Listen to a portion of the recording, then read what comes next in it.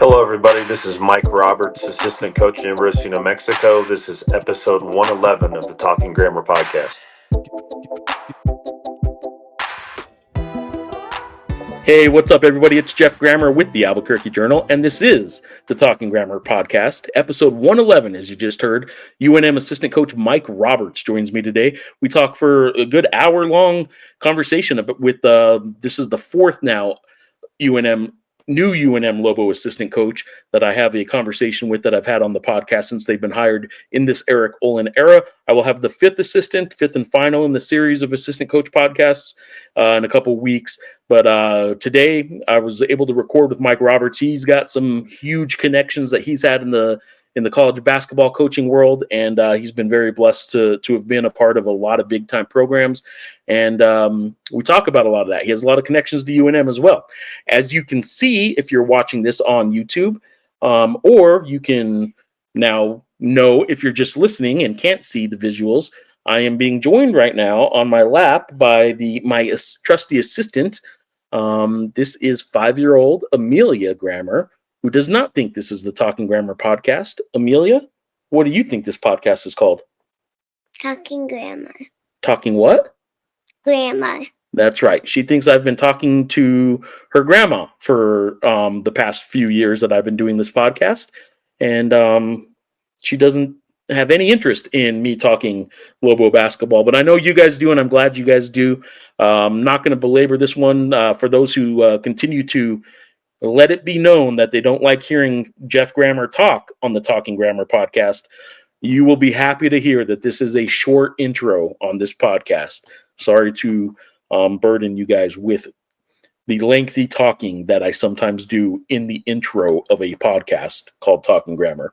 So hope you guys enjoy this podcast with this conversation with Mike Roberts, UNM Lobo assistant coach, former Indiana player who was recruited by Bobby Knight, worked with Bobby Knight at Texas Tech, played for Mike Davis at Indiana. He was basically an incoming freshman when Bobby Knight was fired at Indiana. And he's got some connections, that's for sure, in the college basketball coaching ranks. And hope you guys enjoy not only this podcast, but all the podcasts on the Albuquerque Journal Podcast Network. And for now, here's Mike Roberts, the UNM Lobo assistant, while me and Amelia here go do something fun. What are we going to go do? Get ice cream with cherry on top. All right. Amelia, who has a tooth missing, and it's very cute, by the way, but missing tooth Amelia seems to think we're going to go get some ice cream. While we go get ice cream, enjoy this conversation with Lobo assistant coach Mike Roberts. Mike, I'm glad to finally have you on the podcast. This is we've actually been getting some good response to having all these new assistants that everyone in Lobo Town's getting to know. So welcome, man. Thank you for having me on. I'm really excited to be here and excited to chat with you. I know you know some of these guys, obviously, but there's a lot of just getting to know your coworkers. Obviously, the whole roster too. I know there's some of that goes on everywhere every year, but like this is as much newness, I would think, as you could possibly have when it comes to just knowing coworkers and an entire roster of players. You know, no doubt. I think it's kind of speaks to the world of college basketball now, right? A lot of the rosters we're not the only one that has a virtually brand new roster, and staffs I think have kind of become the same. So yeah, but it's been really smooth. Everybody that I've worked with is good people, and you know, we're starting about to end week 4 here, and things are going smoothly with that transition and getting acclimated to each other. Week 4 with the players. You've been here. It's about two months now, or? Yeah, I'm trying to think. I think late April, so I think almost 2.5 to be exact, Jeff. So 2.5 months-ish. I think I signed my contract roughly April 17th, and I know I've been here at least 2 months, you know, as of today. So it's been good. So you know, I mean, you're just a regular Albuquerque guy now. You know the town, you know the food, you know everything, right? No, I don't know much. I've been mostly at the pit and recruiting, so I don't claim to know much, but I'm getting to know my coworkers and learn our team. That's been our priority. Well, and as we go through this, people are going to start hearing some of it, but and as you and I kind of texted a little bit before we started this, as I'm kind of reading up on you and kind of tracing your path, and I started sending out text messages to some people who I knew you had crossed paths with. Um, I can't believe how many just names you know and have come across in the coaching profession, but how many people have connections somehow to New Mexico too? This is it was almost like if you're going to be a coach who's had a few stops, and you've had a few stops, New Mexico seems like a natural fit, other than maybe Indiana because you're an Indiana boy. So other than Indiana, it seems like New Mexico had to be on the resume at some point. Yeah, it's crazy. I mean, obviously, Coach Knight, going back to who recruited me as a player, he flirted with this job many times, and my understanding is a couple of those flirtations were real.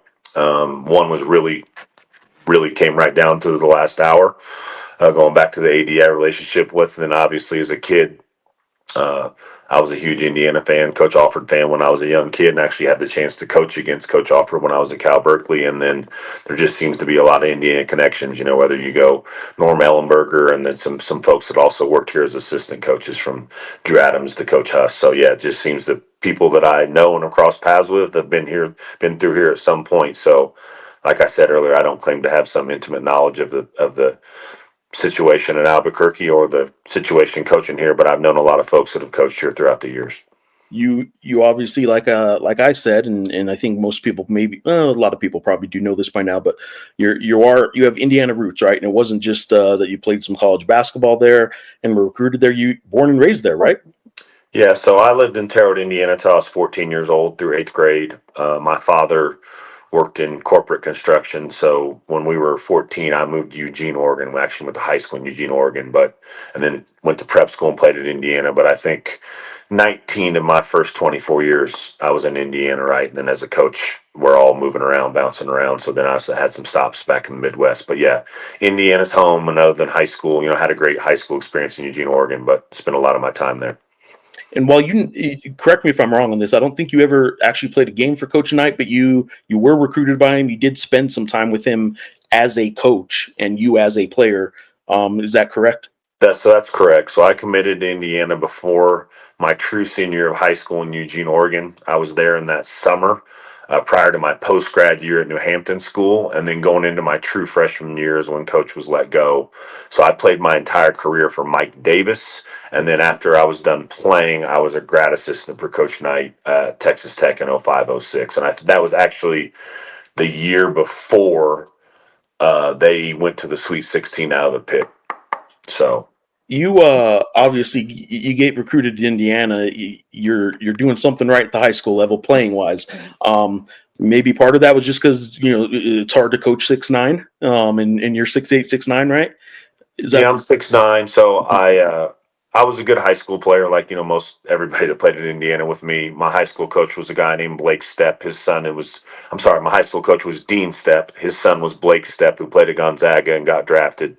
So we had a really good high school team. I think Blake Stepp probably helped me get that scholarship. I'd run down the middle and catch it and dunk it. But I was on some really good high school teams, and I was getting pretty highly recruited. And Indiana offered the opportunity, which is pretty common now, but back then it was a little different, to do a post grad year at New Hampton and then go there. And I jumped all over it, and great opportunity, obviously.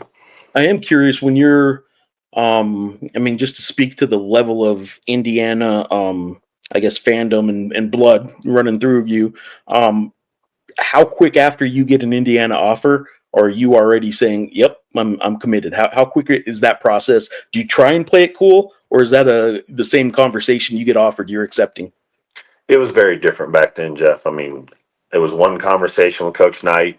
Some other people on their staff had seen me play, and he offered the opportunity to go to prep school and then go there. And I knew about New Hampton School. There was a kid from my hometown named Steve Hart that also played there. So, I mean, it was a one call recruitment process, which basically doesn't exist. I think the only thing I could kind of maybe liken it to would be, which I don't even think it's that strong of a comparison, but it's like if you're a Alabama kid or a Texas kid and they offer you in football, right? Like back then we all dreamed of playing there. So as soon as he offered, most of my teammates were the same way. I think over half the team when I played there were guys from small towns in Indiana, and we were all just basically waiting for the offer, and when it occurred, yes sir, when do we sign up, right? So it's very different than the modern recruiting process, obviously. You knew of obviously Steve Alford. You knew the name Craig Neal, I imagine, at some point Of too. course, Noodles, yeah, They were so both All Stars, right? Same year. yeah, so I believe, don't quote me on this, but I believe it was either 83, I think 83 or 84, they're all stars. So I was a baby. I didn't know them, but my dad had talked about Noodles, being a great player from Washington, Indiana, which is not that far from Terre Haute. So, and I knew he'd play.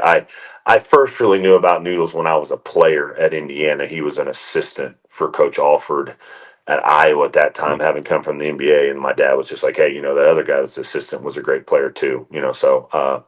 Like I said, I was 3 years old when those guys went to college, Right. but I do vividly remember as a young kid, watching Alford win the national championship at Indiana, right? I remember it vividly. Obviously, we were all glued to the TV, and we all obviously knew Steve Alford. People now have no idea, but he was a celebrity in the state. As a Yeah. freshman in college, he played on the '84 Olympic team with Jordan and those guys, right? And then won a national championship. So yeah, we were all locked into that.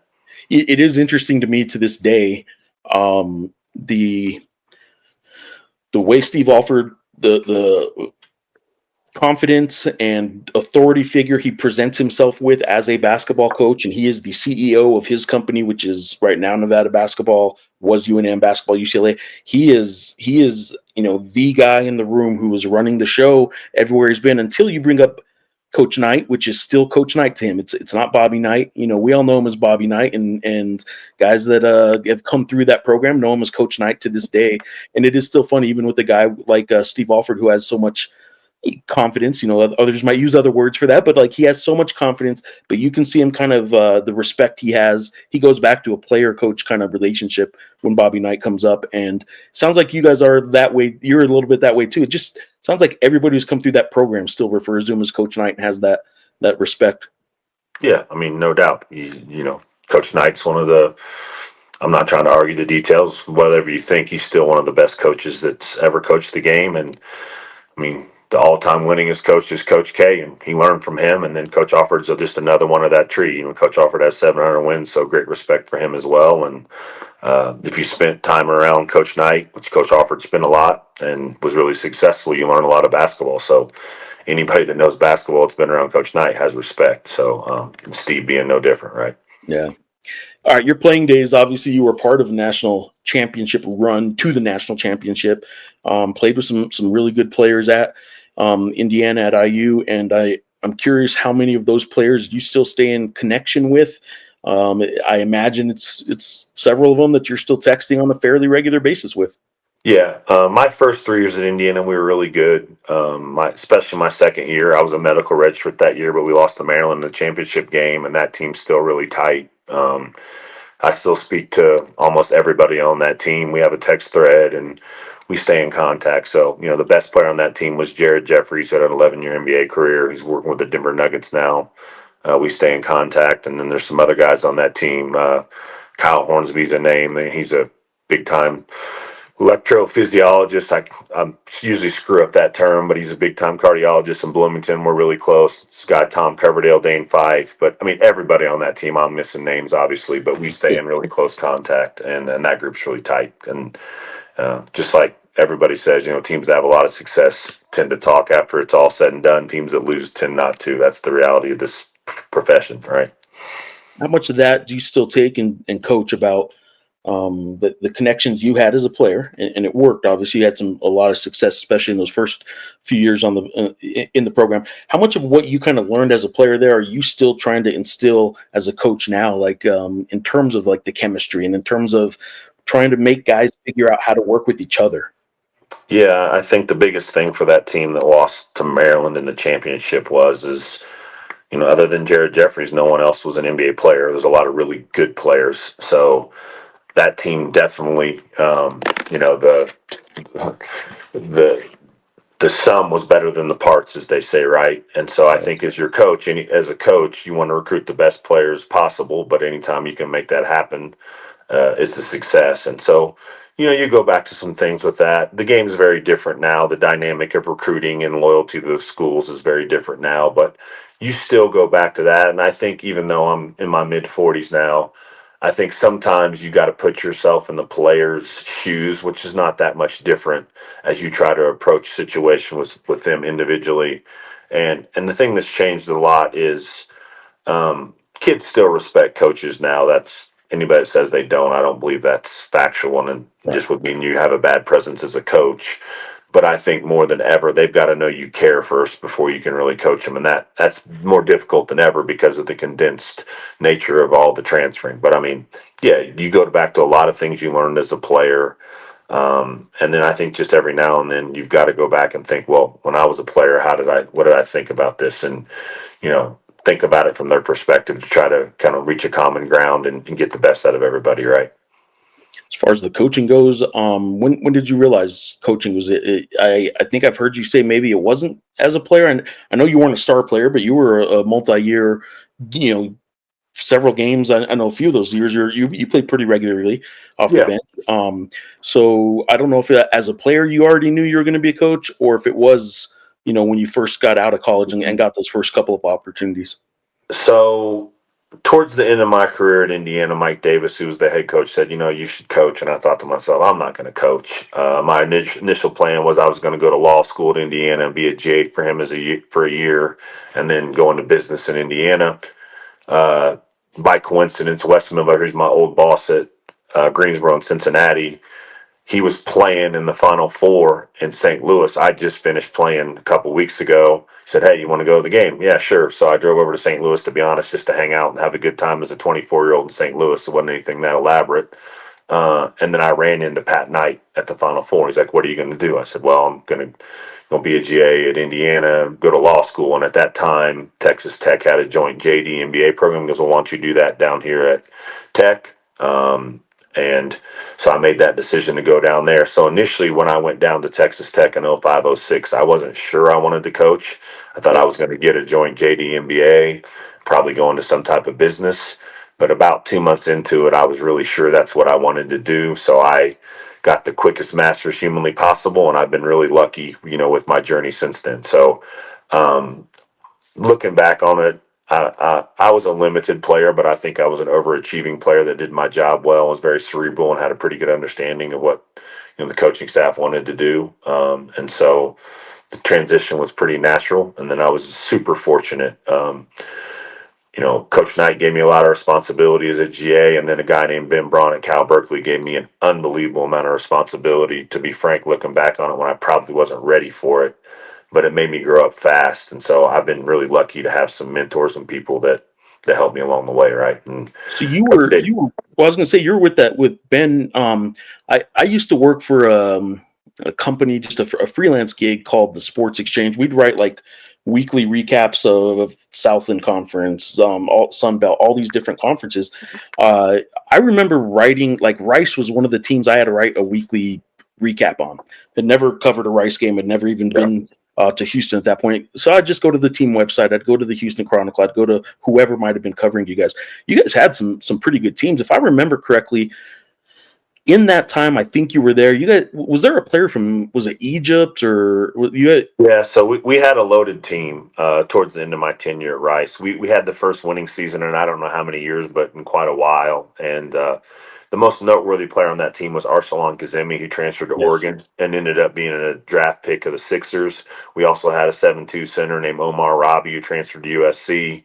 That group of kids was all young, and we went 500 in a really good Conference USA. We did a really good job recruiting. We had a lot of talent. Another guy from that team is a guy named Dylan Ennis, who transferred to Villanova and then was the starting point guard on the Oregon Final Four team. He's still playing the ACB. So we had really good teams. I mean, Conference USA was ridiculous back then. Memphis, UTEP, Tulsa, UAB were all really good perennial programs. I mean, it's funny now, Houston's Houston, but back then Houston was Yeah. just the middle of the conference team, right? Unbelievable respect for Houston now, but it just shows like how much the conference realignment and dynamic. But back to my point is, we had really good talent. We did a good job rebuilding Rice. I mean, Ben Braun was a great coach. Most people know Ben Braun had almost 700 wins between Siena Heights, Eastern Michigan, Cal, and Rice. And I think he coached, I might have the number wrong, but I think he coached something like 20 NBA players. Yeah. And so he was a great coach, great mentor. We had really good talent at the end of our time at Rice. You had mentioned UTEP briefly in there too. I know regionally speaking, there are some people here that do still obviously follow UTEP and will again now that they're going to be in the same league. Um, that those UTEP teams, if I'm not mistaken, they had a couple big guards that ended up in the league too. If I'm not mistaken about that Yeah, time. so Tony Barbee had a team at the 2010 team. Don't quote me if I'm right on the exact year, but I think I am. They had a kid named Julian Stone who played like Yeah. 5 years in the NBA. Had Derek Character, who was a big guy that transferred from Rutgers that was in the NBA. I'm spacing the name of the young kid that was from Mississippi State. Arnett Moultrie, I think Oh, was his name, transferred to yeah, Mississippi Arnett State, Moultrie. played in Yeah. the NBA. And Yep. then they just were a loaded team, and they ran away with Conference USA, or actually didn't run away with it. Memphis was in there still at the time, but I mean that team was an unbelievable team. I'll never forget, going in there and how good those teams were and the crowds were. So that was a really high level team. You between Cal and Rice, working with Braun, what would you with Ben Braun, right? Ben Braun, Yeah, that's correct. Yeah. the takeaway from that experience, as opposed to the takeaway from working with Knight or even playing for Davis, what was Ben different than that IU, I guess, tree that you initially kind of came up through? Yeah, well, I think whenever you do this, Jeff, I think you take different things from different guys. That if you ever got the opportunity, hey, I would do it this way, or Yeah, that person, that was their strength. And I think the biggest thing I took from Ben Braun was he coached to his personality. He wasn't Coach Knight. He was a great coach. So I think the biggest thing I took from him was, hey, there's different ways to do this. You need to coach your personality. Ben Braun was really ahead of his time in ball screen offense. He'd coached in the Maccabi games and a lot overseas. So he had a long line of pick and pop fours or fives that was unique to that time, very common now, to be frank. yeah, So I learned a lot about him offensively. And the other thing with Ben Braun was he was a brilliant administrator. I learned a lot of things that I still carry over, that everybody thinks coaching is just recruiting and coaching, and that's a part of it. But as an assistant coach, a lot of your job is depending on what your staff responsibilities are, administrative tasks. And Ben was extraordinarily organized on that, along with his associate coach, Louis Renault. So I learned a lot of things about how to run a program internally. And Knight was really sharp with that too. But because I was a former player and had just been a player, I hadn't necessarily been paying attention to that or been exposed to that to that level. sure. So Ben's still somebody I talk to. He's calling games for the Pac-10 network. He does some radio, does stuff for ESPN. Brilliant coach, brilliant administrator. I mean, I don't know his total number of wins. I should know, but I believe he's still top 30. So I mean, obviously, great coach. I mean, I guess I skipped over it. You did mention that you played against Steve. You coached against Steve, rather. Do you remember that game? Do you remember much about playing that Lobo game? I do. So it was the postseason NIT. They had a good team. Obviously, I was excited about the game because of Steve and Noodles and Darius Gary, I believe, was the point guard. He's from Elkhart, who actually I had the chance to meet last week. But anyway, I knew a bunch of those players and we're excited about it. And it was a game that came down to the wire that we won. And I then think we it were. was it Steve's first year, maybe. I think it might It have was been his his first first. year. It was his first year. That's correct. Yeah. So it was a close game. We'd had a disappointing season. Ryan Anderson was our best player, who's had a long NBA career. So we had a good team. They had a good team. And it was a great game. I remember it. Yeah, and Darius Gary is certainly one of the 4-year starters that have come through the halls here. He doesn't have the picture up as an NBA player, but he's certainly one of the greats in the recent era, I guess, of Lobo basketball. Certainly, everyone that is still filling that pit is big fans of Darius. Who, by the way, I can tell you this because you're not going to be recruiting her, but like his daughter she is a stud, man. She's going to be good. So That's what I've it's heard. fun. I heard she's unbelievable. Yeah, it's fun to watch some of these players that I was able to cover a little bit in your case, coach with or against, and then seeing their kids kind of come up, which is, I guess, you're in your 40s, I'm in my 40s, so it's starting to like hit you with some different aged people that you've met through the years that kind of catch you off guard still sometimes. I know one of my good friends' son is a top 100 recruit. Again, I won't put you on the spot, but Brandon Mason's one of my good friends, and he Yeah. has certainly a similar named son who is a really good one. So it's just fun to watch that kind of stuff. And I Yeah. imagine being an Indiana guy, you probably more than a lot. Like it's just in the blood there, so everybody's basketball there. Yeah, basketball's, it's like this state. Basketball's king in Indiana, just like it is in New Mexico. And when I was a kid growing up, in IU basketball was the pro team of the state, just kind of like how Lobo basketball is here. So I think there's some, obviously every place is different, but there's some parallels there. I think it was in the 80s that this happened, but one of the many, highlight reel Bobby Knight antics that a lot more of him and don't just think of the antics as a lot of people do, but one of his was at a press conference making contorted faces and the game face. He was asked if did your team have their game face on. I don't know if you know that, but that was in the pit, and it was a local guy who's still around, Henry Tafoya, Okay. who just loved the fact that he was the guy that asked that question. He played it up, and his business card to this day, his email address is gameface107 at whatever. I didn't And know that was in the pit, but obviously I know the press conference, and yep, it was here I in the know. pit. And it was a local guy who's still here. He's just kind of one of the local legends of really Lobo basketball too. I mean, he's done a lot of other sports, and he's a sportscaster. He didn't play, but like when it is the only game in town, sometimes some of the side people kind of become pretty famous too, like your namesake. Obviously, you were never able to meet him, but Mike Roberts is a name that I know by now. Came before you, and a 40-year play-by-play guy that was the biggest Lobo homer and lover that you could possibly be, and he would tell you exactly how the refs got that call against the Lobos wrong, and he couldn't believe this, he couldn't believe that, and Lobo fans absolutely loved him. And before every game was on television, that play-by-play announcer was a big deal to a lot of programs. That makes sense, and nothing wrong with a good homer that with a 40-year history. So that's Yeah, pretty cool. he was the lovable homer for sure. So you do have a lot to live up to with just the name. You might have to sometimes get the radio voice going. And this is Mike Roberts here when you introduce yourself. But I'll have to practice that. I don't think I got a very good. I don't think I have a face for TV or a voice for radio, so I better coach. Well, I'm with you on that. I got them both for newspapers, I guess. I'm going to get back to asking you the question that I've asked every one of the other assistants. You are the fourth Lobo assistant that I've been able to get on the podcast, and Mikey Howell is going to be my last one. Nice. Before I kind of go into the Wes Miller stuff with you, I will kind of take a little tangent here and ask you what you know about these assistant coaches here at UNM, and you're getting to know them. You knew Tank, but did you know any of the other ones?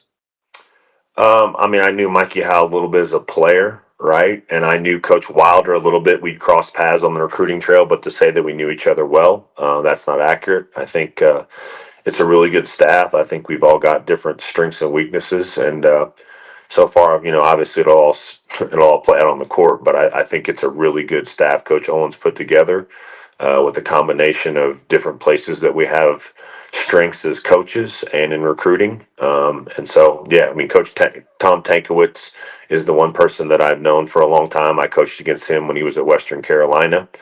And then he was a grad assistant with us at UNC Greensboro before, obviously, the successes he's had with his different stops before that. Like I said, I knew Coach Wilder a little bit as a player I'd always watched the Big West. And then we had crossed paths a few times at Final Fours, and I knew of him. And then I'd met Sam a little bit through Coach Tank, just kind of talking about scouting reports for different teams. Obviously another really good young coach. And then Mikey Howell, I didn't know him well, but he had played at Bradley after UC San Diego, and I'm a follower of the Valley, so I'd seen him as a player. I Didn't know him well. It seems to me like this coaching staff is sort of almost assembled somewhat like Eric approaches the assembling of his roster, where each of you fit in a different way. And like you mentioned, I know every coach wants this out of his staff, but like each person should have, a skill set that helps the overall, the sum of the parts kind of thing, like you were saying, as a good team.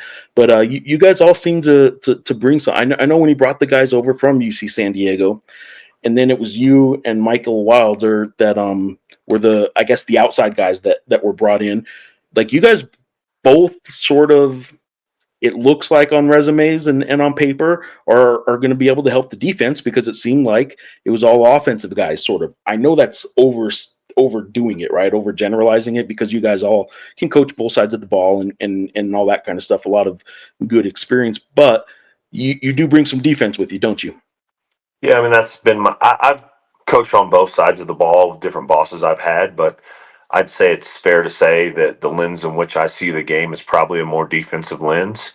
And to your earlier point, I think Coach Wild and I both have a background in that. And obviously, whenever you're an assistant coach, you want to play to your strengths, but also whatever responsibility your boss gives you, focus on. And so I think, like I said, it's early, but I do think Coach Owens put together a really good staff where we all complement each other. And yeah, my history is a majority of my career has been on the defensive side of the ball as a focus. But I think fans have to understand and people have to understand basketball is a lot more. It's a flow sport, right? Basketball, soccer are flow sports, and so in practice, you have to be able to coach both sides of the ball. They don't stop after every play, which makes the specialization in sports like football even more defined and make more logical sense, right? But yes, we'll have areas that we focus on and that we break down in more depth, based upon what responsibilities we're given.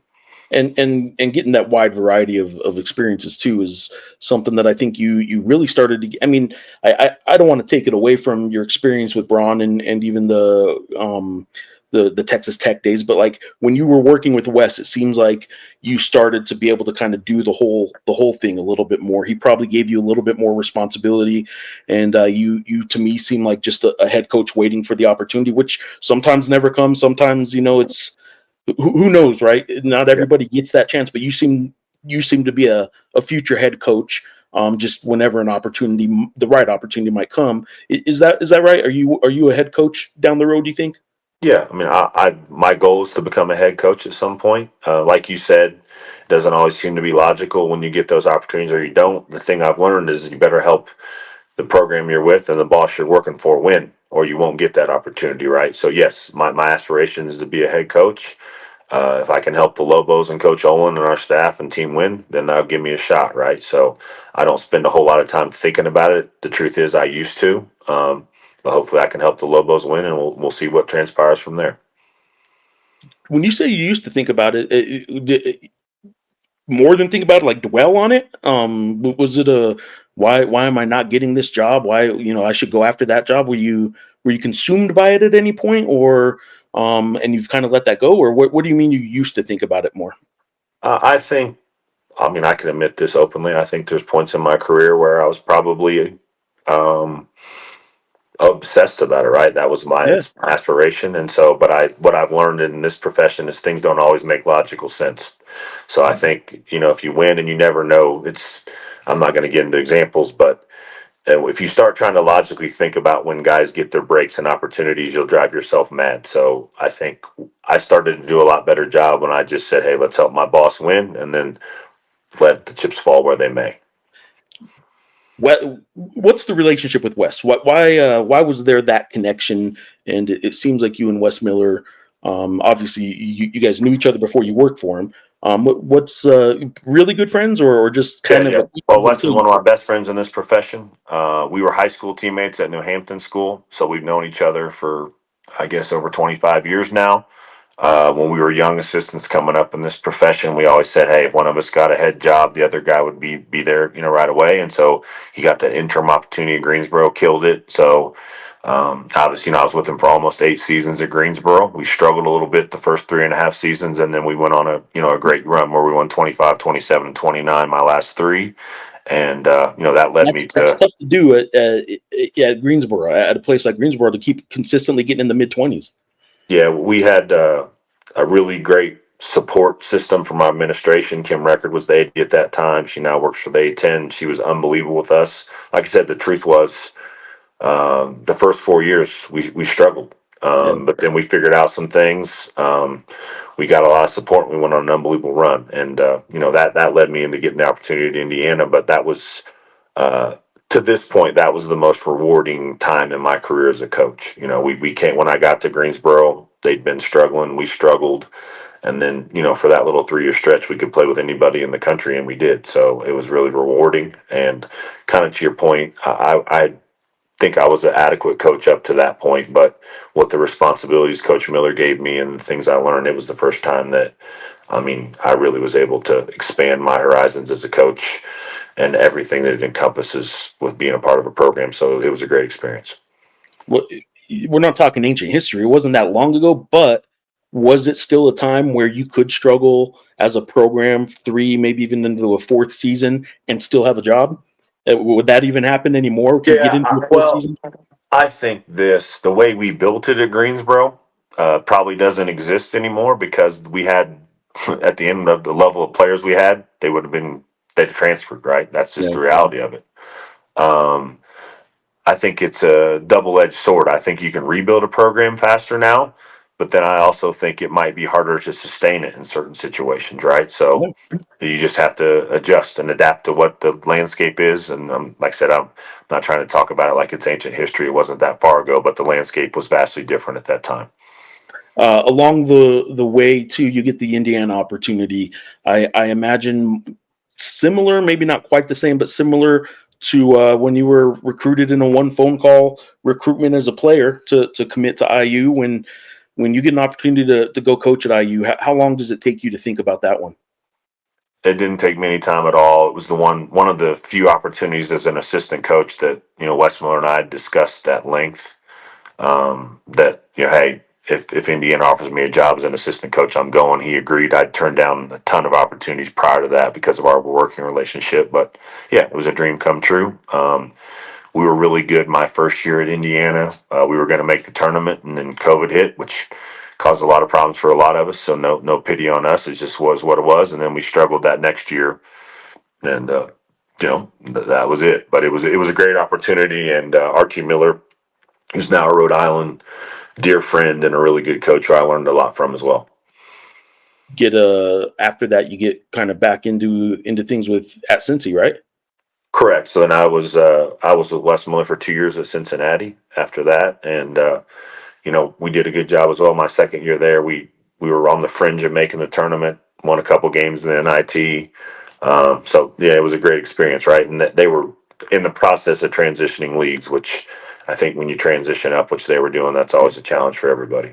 Well, I'll say this is when you crossed paths with Drew Adams at Cincinnati, but I imagine Drew Adams in Indiana, you crossed paths with Drew Adams long before Cincinnati. This might have been the first time you worked with Drew Adams, maybe. Correct. So I'd known Drew since he was in high school. He was a high school player at Bloomington South when I was a player at Indiana, and then we'd been friends in the coaching profession. His father's a big time Yeah. AU coach with Indiana Elite and a friend as well. And so, Drew's just a friend, and it was an opportunity for us to connect at Cincinnati, and he did a great job for Wes. And, now obviously he's back at IU, and I wish him the best. And Drew's a very good friend, though. And for those that maybe don't remember the name Drew Adams, he was the assistant coach here with Alford and with Noodles at UNM. So Drew Adams is a guy who's now getting his IU opportunity. You're right. Okay, what gets you lined up with Joe Golding and UTEP? How did that come about? And what did you get from a year with Joe Golding and UTEP? Yeah, so I'd known Coach Golding a long time since I was a coach at Texas Tech as a GA. He was a JUCO coach at that time, and then we'd cross paths when I was at Rice and he was at Little Rock. And so Coach Golding is a really good defensive coach. The guys play really hard for him. It was a great opportunity for me. I'd been out of it for a year for some personal reasons with my family, and so it was a chance to get back into it. And yeah, it was great. We started off great. We actually came here and played an exhibition last year and gave the Lobos a good game, Yeah. and we just kind of fizzled out at the end. So it was a disappointing ending. But grateful for Joe and the opportunity, and I think he'll do a good job as he leads his team into this league.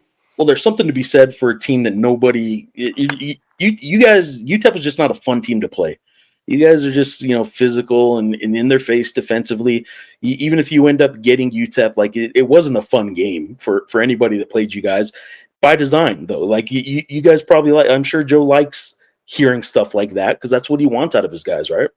Yeah, I mean, his teams usually lead the nation or in the top, 10 in turnover percentage. And so it's a physical, tough, grinded out style with their defense. And yeah, I mean, it's not a fun day at the office when you play against his teams. There's no doubt. Often probably a high foul rate in some of those seasons too, though. No doubt, no doubt. So there's a trade-off, no question. Just like any defensive strategy, there's a trade-off. So it was trying to balance out creating turnovers with foul rate. But I mean, he's had great defensive teams, and respect to his teams for sure. Well, that was just a quick overview of the resume that got you to this point and to UNM. I will ask you now what I've asked the other assistants so far. What would Mike Roberts, the coach today, how would you have handled Mike Roberts, the player at Indiana? Would you have been able to coach him? It sounds like if you played for Bobby Knight, you were probably a respectful player and did what the coaches asked you to. So maybe it wouldn't have been a problem. But let me ask you, how would Mike Roberts, the coach, handle Mike Roberts, the player? I think the same as I handle the players now. I'd just be really direct with them, which I would have handled that well as a player. Yeah. Just like I would with all our current players, right? Try to get to understand them, what makes them tick. I was a player that was really easy to coach 99% of the time, and then I could be really difficult about 1% of the time. So just kind of understanding what makes that person tick and how to manage those situations. But no, I mean, I think I was pretty easy to coach. I was coachable. I could pick up information quickly, and I always felt that, hey, if coaches that spent a little time with me and invested in me a little bit, it wouldn't be an issue. I'd do the same thing with how I approach myself as a player, right? As a coach, flipping the script. So some of the stuff you said right there gives me a little good opportunity to transition to this. I don't know if you know, I forget the byline right now, but I don't know if you know Justin Williams with The Athletic. But in Yeah, I know him well. 2022, well, yeah, he writes this article on you in The Athletic that if I counted the words on it, like in the newspaper, that would have been 2 full pages. I mean, that was a long article. He went in depth with that, and it was great stuff. I'm going to actually read 2 quotes from that article. I want to sort of see what your response is to that. Obviously, you're familiar with the article, but people watching probably are not. But let me pull this up, and I'm going to read these. Let me pop this one up first. This is the article. It was in November of 2022. Justin Williams with The Athletic, which is now The Athletic and / New York Times. Yeah. He said, and I'm sorry, the headline was Cincinnati assistant Mike Roberts is an Indiana kid at home with the Bearcats. So he does this profile of you. And in it, he says, I'm going to start off with this Mike Davis quote. And this is Mike Davis, your former head coach at Indiana, who is now at Detroit Mercy. Coincidentally, recently coached Emmanuel Quach, former Lobo, for those listening / watching. So this is Mike Davis speaking of you, Mike Roberts. Quote, this is as a player, by the way. Mike was just so tough. Ever since I've known him, he did everything that one way. Coach Knight liked him because he wanted guys who could set screens. Mike was all about effort all the time. I don't think I ever witnessed a practice where he didn't play hard. You can't say that about 99% of players. So obviously that's Mike Davis talking about Mike Roberts as a player. Is that obviously it's a lot of respect there? Would you say that's fairly accurate that you were an effort guy? Yeah, I mean, well, look, I was a low talent guy, so you better have a lot of effort if you're not a high talent guy. If you're But at no, IU and here's the truth. Mike Davis, when he became our head coach, I didn't know him well. Pat Knight, Coach Knight's son, who's a dear friend, had recruited me. But Mike Davis and I, at the end, had an unbelievable respect for each other. I played as hard as I could for him. I played to win, and I think that's a fair assessment, right? I mean, he was somebody that I didn't know that treated me fairly. I was a part of good teams for him, and so in exchange, I gave him everything I had. Every time I was out there. So I think that's a pretty fair assessment. But yeah, when you're not, like I said, when you're low talent, you better be high effort, right? You got to bring something to the table. Yeah. Well, let me ask you, how much of this is what you brought to the table when he says Coach Knight liked him because he wanted guys who could set screens. Now, obviously, Coach Knight is famous for you better set a screen right? That kind of stuff. In from the little I know of Eric Olin's offense, there's a lot of screen setting. There's a lot of ball screens. Is something as basic as setting a screen today something you're still good at from your playing days, like coaching and teaching it? Well, I think it's two different types of ball screens. Coach Yeah, Knight's system was mostly motion off ball screening, but I mean, I yeah. do think your understanding of the angles and your willingness to be an unselfish player No, that's to true. do things that help others is the same thing, right? So it's different technically, but the premise of it's all the same, right? And so yeah, I think it applies for sure. And Coach Owen's offense is very different from Coach Knight's. Like I said before, it's more on ball versus off ball. But the beauty of Coach Owen's, just like Coach Knight's, is it's a to call it motion offense is very different, but what the defense does dictates, and you have to be able to read and react on the fly. And those things are, like I said, they're congruent as well, just a different style, but the principles apply. I'm going to get into some specifics of what your role is and this offense that you're still learning a bit yourself. But I'm going to do that in a second. One more quote from that 2022 article I really liked. This is from Joe Pasternak, who the article called John Pasternak. I want to make sure it is Joe, isn't it? Joe, he's the head coach of UC Santa Barbara. Yeah, So yeah. Joe was the a manager when I was recruited to Indiana, and he and Louis Renault helped me get my first paying job at Cal Berkeley. So I was his video coordinator with him when he was an assistant at Cal Berkeley. He's had a lot of success at Santa Barbara. The Joe Pasternak, that's correct. And if I'm not mistaken, Joe Pasternak has been never a finalist, but I think his name's twice come up in the UNM search. So his quote in that article of you, quote, "He's the highest character guy I've met in this business. He's great at developing players, and he also cares about the kids. When I think of Mike Roberts, he's a rock. Such a solid human being." Again, a lot of high praise. They're probably not quoting a guy in an article like this if it's not somebody that has something good to say about you. It wasn't some sort of hit piece, so they're going to say nice things. But like between what Mike said about you and between what Joe Pasternak's here is saying about you, a lot of high character kind of comments. A lot of there's no question why you've been able to have some pretty good experiences as an assistant coach and working for people because it seems like you're pretty highly regarded. I do want to ask about the player development part, though. How good of a player development guy are you? Well, I think, and when you talk about player development, you have to spend time understanding exactly what your boss wants, and then within that system, what situations are they going to put in, and then you replicate that in your skill development, right? Skill development's different for every place you are, but I do think, humbly, I've been good at that throughout my career. I was really fortunate. I mean, Coach Knight was a great skill development guy. I was around him, and then a guy that I was really fortunate when I was a really young assistant at Cal Berkeley. I got to go to Pete Newell Big Man Camp Nice. and just observe and take notes. And Coach Newell was still teaching and coaching at that time. His health had declined some at that point, so it was in Vegas versus Hawaii. But I got to just sit there and take notes. And so, like I said, the game's changed a little bit since then, but I really lean on that. I think, especially with interior players, but also guards, the premise of everything you do has to be the fundamentals and footwork, and I've leaned on that heavily. So yeah, I think I'm really good at developing players. I think the biggest piece to that, in addition to the fundamentals and understanding the system in which you're coaching those players in, is creating a connection with them so that they want to work for you and maximize, right? And so that's different with every single player.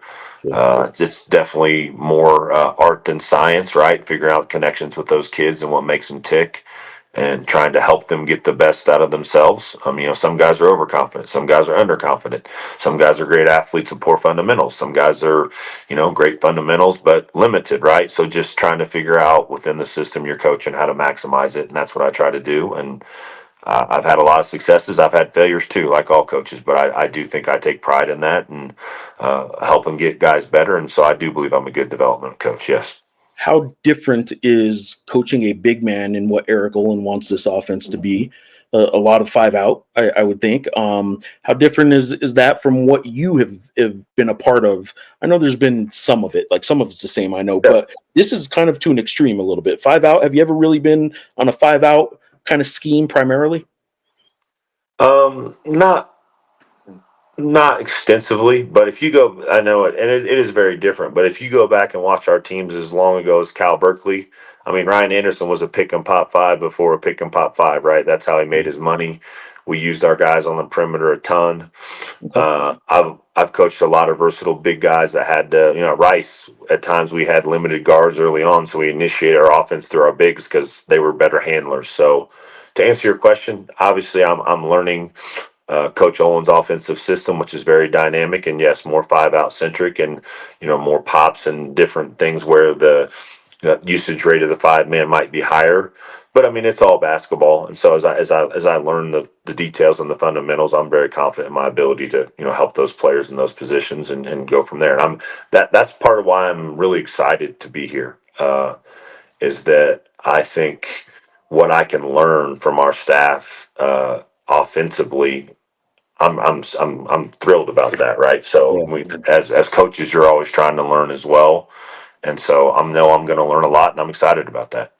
I'll let you be generic about this a little bit because I guess Eric can speak to this more specifically. But there are Lobo fans. I get the people that still email. I get emails, right? Newspapers have a little bit older demographic. We get some handwritten letters sometimes still. So, and I appreciate all the readers and subscribers. But the concern that I'm hearing a lot still is about the traditional postman, and why don't they have so many big men? Look, I think you guys are bigger overall than last year's Lobo team, which was considered one of the bigger physical teams in the Mountain West. I don't think you guys lack for size, but you do lack for what people would consider a traditional post, right? You guys, again, as we record this, you guys don't have all your pieces yet. You guys might be getting one soon. I'll just leave it at Correct. that for this. I can't comment on that, but correct. That maybe will look the part of more of a traditional big that people are talking about.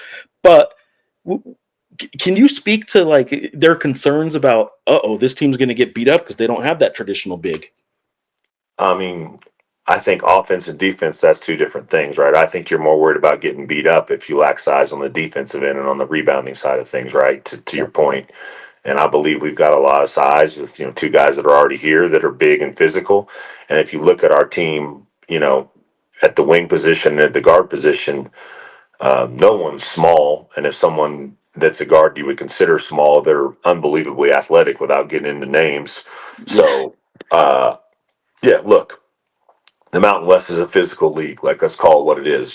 San Diego State, who's been at the top of the league, the most recent Final Four team from the league, and Boise State, they pride themselves on their physicality and toughness. We're going to have to answer that bell. But I think with Coach Owen's teams in the Big West, probably they had to answer that same bell, right? Like UC Irvine prides themselves on that. Coach Pasternak's teams pride themselves on size and physicality. So, the challenges will be the same. But I think when you think about physicality, you can be physical. I mean, watch these NBA teams that play. I mean, the OKC Thunder were pretty darn physical, and they played a lot of 5 out, right? You can be physical on offense without a traditional post up style, right? And then I think when you think about physicality, I know I'm being redundant now, but it's mostly can you answer that bell on the defensive side of the ball from a rebounding component? And look, that's to be determined, but I'm pretty confident that we can if we do our jobs as coaches. And like I said, I don't think our team is small physically by any stretch. That's what you and Wilder get paid the big bucks for. But come in and fix the defense up, right? Let Olin and his guys worry about that offense, and you guys have to figure out the defense. Well, no. I mean, the thing is, There's if you something look at, to that. I know. I hear your point. Yeah, but if you look at Owen's teams at UC San Diego, I mean, they were a terror defensively too, with a Yeah, great kind of turnovers, and so look, we're here to Coach Owen's system, but also maybe add a little bit of our input. But that's the first thing I want to clarify. Is like I'm definitely here to Coach Owen's system, of course. and I think the thing that's been great is that we've had a lot of back and forth about as we get new personnel, what that looks like. And so we're working through that now, but I'm confident we're going to put a good product out there. All right. There were a couple names that, for all these UNM connections, a couple names that I didn't go through as I was kind of going through your coaching tree. I'm just going to throw a couple names out there and you tell me kind of what you know of this person. And I will set the first one up with a guy I know you don't know because we had spoke about this, but Bob King, the name of the court, the name on the court you're now coaching on, Bob King, when he left UNM, for Lobo fans that don't know this, went to Indiana State and obviously the Larry Bird story and everything. He that is where you grew up in Terre Haute. Is that right? Terre Haute, that's correct. Yep, Terre Haute, that's correct. Anything about Bob King that I know you didn't know him, but you knew of him? Yeah, I mean, I knew of Bob King. I mean, I read all Larry Bird's books, and I wasn't born when Bob King Right. retired. Yes. I was born a year after that. But, I knew he was the coach. I knew he retired, going into Larry's senior year. I knew that the court was named after him, right? Like, I knew he was a very successful coach here in Indiana State, was thought of highly in Indiana State. Don't quote me on this, but I think he was an administrator before he came back here as a retired coach, right? An administrator at Indiana State. So I never met him, didn't know him, but obviously knew that there was that connection. Well, he was the guy he was head coach when the pit opened. So he's Okay. sort of modern era terms can be used for a lot of different things. We kind of at the Journal consider the modern era of Lobo basketball from the time the pit opened, which now is over 50 years. So maybe it's not as modern an era, but we kind of consider Lobo basketball to have the modern era of the 60s when Bob King and the pit came about. Norm Ellenberger, who was the guy that took over. He was a Bob King assistant and took over for Bob King and had what's a lot of people consider the best Lobo team ever in 1978 with Marvin Johnson and Michael Cooper, and now a Naismith Hall of Famer, Michael Cooper. Had a great team in 1978. They were a run and gun kind of team, scoring over 100 quite a bit, and a lot of good defense as well. Norm Ellenberger, though, is a guy you crossed paths with. How did that come about? So as I was arriving at Indiana, Norm was retiring as an assistant for Coach Knight, right? So I came across Norm, got a chance to speak to him multiple times. Obviously, a great guy, great personality. I'm not trying to say we were close, but we all came across Norm, and he would talk to current and former players. All the guys thought really highly of him.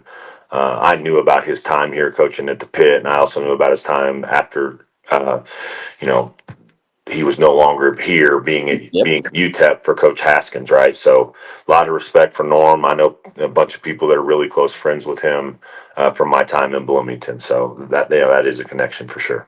Stormin' Norman. I don't know how Stormin' and flamboyant was a phrase used a lot to describe him. He was out there, man. He had his jewelry. He was a rock star. He was I heard he's the guy that brought teal around. Is that is the that turquoise. accurate? The The turquoise turquoise, is sorry. turquoise is I mean, it is a stone and it is a gem that is a big part of Indian jewelry here in New Mexico, Yeah. and some pottery and stuff like that.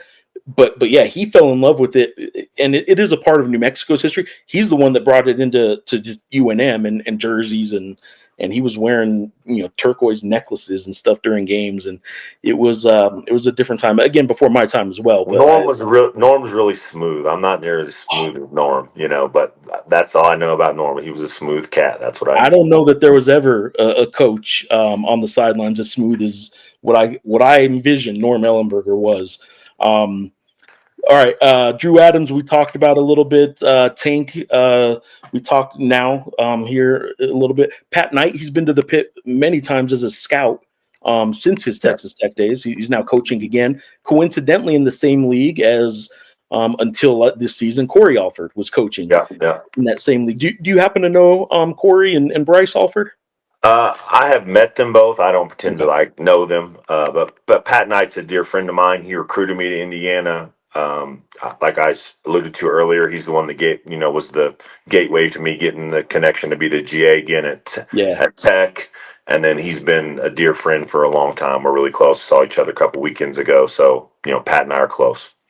Do conversations about the Pit or New Mexico come up with a guy like Pat when you're thinking about taking this job? Do you lean on some people that have experienced it a little bit more?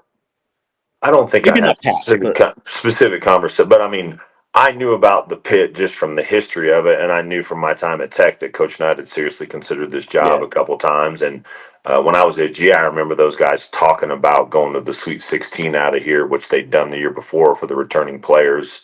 And I mean, anybody I'm a basketball historian buff, so like I knew about the Pit. I knew that from I don't know why, but we used to always joke around when I was in college when we were messing around. One of my teammates and I, we would joke around and scream Wittenberg, and he'd airball a three, and I tried to dunk tip it in. So I knew that was in this arena for some random reason. That is what made So, that's as big a moment in Lobo history as anything, and they weren't in the game.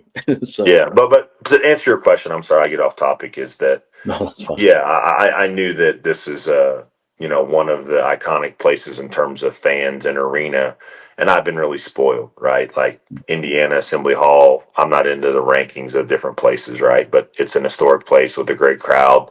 Cincinnati had a great crowd. I've been really fortunate to coach and play in a bunch of big time venues, and I know this is right up there, so that's always exciting as a coach.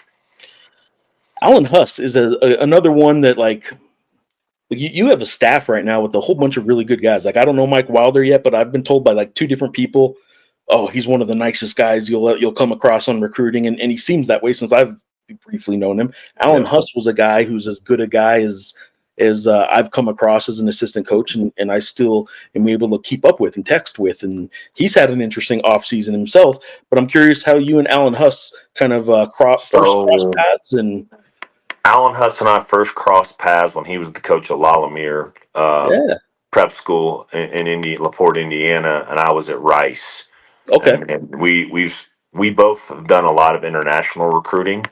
And I mean this, I'm not trying to. I think Alan Huss is one of the great young coaches in this game. I mean, look at what he did when he went to High Point. He turned that thing around really quickly. I think he's a great coach, and I also think more importantly than being a great coach, I think in the modern era, what this is, he's an unbelievable relationship builder. So I think he's the interim guy with Creighton, but I think he's a rising star in this profession. Obviously, already was at High Point, so he's a friend and somebody that we just kind of knew each other when I was young, but we got to know each other a lot better, mostly through international recruiting. We both spent a lot of time over at the FIBA events, and especially at Creighton, he did a great job recruiting international players for them. how good of an opportunity and how much love and respect must he have for that Creighton program to leave what he had at High Point? I don't know if people know they weren't just some team that maybe was that small team that kind of came out of nowhere. They got some NIL backing. They got some studs on that team. Like he left one heck of a situation voluntarily to go back to not being the guy at the end of the bench, and or I guess he probably is the guy at the end of the bench. The McDermott's still walking the sidelines, but like anyway, he went back to be an assistant. Great opportunity for him, but and he deserves it. He's just a good guy. Yeah, they But got a setup man, at High Point. They got that set up at High Point. We ooh, were always scared to death of them at Greensboro, so I'll bet, man, I'll they've got bet. it all set up. And So he's no got it doubt, rolling. He got it rolling even more a little bit the last couple of years. It seems like so. he definitely did. All right, I want to compare real quick. Bobby Knight persona and coaching style, and Joe Golding persona and coaching style to what Eric Olin you've seen in practice. Because I don't think I would describe them as similar, but I'm overstating it because I know Eric Olin could probably get after some players when he needs to, and I know those guys don't only get after players. It's just what we in the media and fans see. They see the high energy Bob Knight and the high energy Joe Golding and stuff like that, and the mellow Eric Olin. But they probably have more similarities than Yeah, differences. But I think this. I think, um, like I commented earlier, I think one of the biggest things I learned from Ben Braun is you have to coach to who your personality is, right? And yeah, I'm getting to know Coach Olin, but he definitely coaches who his personality is, and he's comfortable in his own skin. And I've seen there's no doubt that when he needs to get his point across, he can. And I think the biggest thing as it relates to when you're trying to coach players is players can sniff out frauds in their sleep. I know as a player I could. And part of what made Coach Knight's personality work for him is that's really who he was. He was really that fiery. He was really that intense. It was not an act. Coach Olin, I'm not saying he's not fiery. I'm not saying he can't get players' attention, but he's really comfortable in his own skin and he coaches to his personality. So I think that's the key, right? And I'm not answering your question about specifically comparing personalities, but I think no, you all are. good You are. coaches are comfortable in who they are. And I think, as you get further along in your coaching career, you you you don't try to be somebody you're not, right? Like I probably am a pretty fiery personality, but I've really calmed down and backed off of some of my sideline demeanor because I knew that it didn't have the impact that it needed to. And I also know that it's hurt me from an optic standpoint on occasion, right? So I think people adjust, and most importantly, they just have to coach to who they naturally are. I do think that Eric Olin is going to be it'll be interesting to see how a high intense fan base. I think they're going to love this team because I think the style is going to be something that fans will eat up when it's on. I think you guys are going to be crowd favorites. Eric's mellow style. I think people are going to have to come around to a little bit, but it wasn't like all the coaches through the years have been high strung, high energy in any sense of the by any stretch. I just think that he's so mellow that there's some fans worried that the team's just going to be so mellow. And there's this laid back, I'm on the beach, San Diego kind of guy, but that's not. I've been to a couple practices, not a lot, but I that's would not what you guys are doing in practice. coach is confident. I would not call him Yes, laid back. yes. Coach is confident and sure of himself, and so I think it'll translate to our players as it did to his players at UC San Diego. So it'll work well. I don't think people are going to have to. You guys won't lack for intensity. And I'm going to wrap it up with this, man. I've had you on obviously way longer than Are you I'd good? say that, but you. I'll wrap it up with this one thing that you hope Lobo fans by the end of this season kind of know about you, or maybe they should know now, or as they get to know you, what they're going to get to know. Like, what would you want Lobo fans to know about Mike Roberts, the new Lobo assistant coach? Well, the first thing is I'm excited to be here. Right, I'm thrilled to be in the Albuquerque community, and I hope you know that my mission is to help Coach Olin and our program win, and I hope to do that. And I just hope to put a product out there that the community and the school is proud of. That's the main thing. That's my job as an assistant coach, and that's what I aim to do. And you've been at places that have legitimate, genuine pride in their program, and you understand what comes with that. Sometimes is a lot of critical eyes sometimes, but man, when you're playing the right way, they eat it up and they're going to love it. Well, it's never as good as the fans think. It's never as bad as the fans think. So that's what the coaching staff and the players have to know, right? Do our jobs, and it comes with the territory. I think that's fair. I like these pieces you guys have too. I'm excited to see what you guys are able to do with it in a short time, blending everything together. But hey, Mike, I appreciate you for coming on. I know you guys are still busy, but I do hope you get to go experience New Mexico a little bit, experience Albuquerque before things get really busy again. I guess you guys have a little bit of is it a slow time in July now that it's not the traditional recruiting? No. Is August when's the slow time now? Well, I don't know if there's a slow time, but there's a reason that all coaches get married in early August, if there's such a thing as a slow time. So it's not it's a got to slow be time. August, right? Yeah, Because it's not the spring anymore. No, it's not the.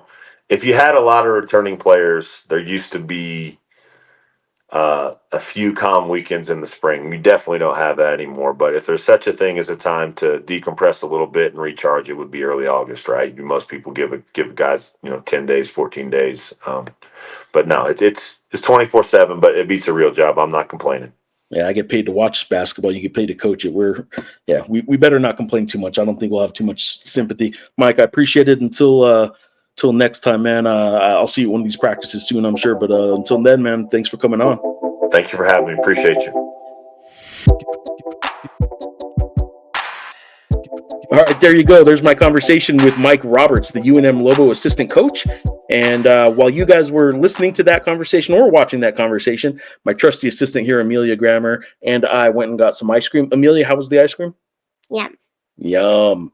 Thumbs up review from Amelia on the ice cream. Hope you guys enjoyed the podcast while we were getting ice cream. If you guys want more content like this, coverage of Lobo basketball, content from a podcast perspective on any topic at the Albuquerque Journal Podcast Network, you can help us out by subscribing to the Albuquerque Journal at abqjournal.com/subscribe. That also helps Amelia's ice cream fund, because the more you guys help us continue to support local journalism, the more I keep getting paid to do this work, and the more ice cream Amelia gets, which Amelia certainly would appreciate. For my tummy. For her tummy, and for the roof over our head and all that good stuff. Guys, I appreciate you guys watching, listening, however you're here. Until next time, me and Amelia get to say, see you later. Bye.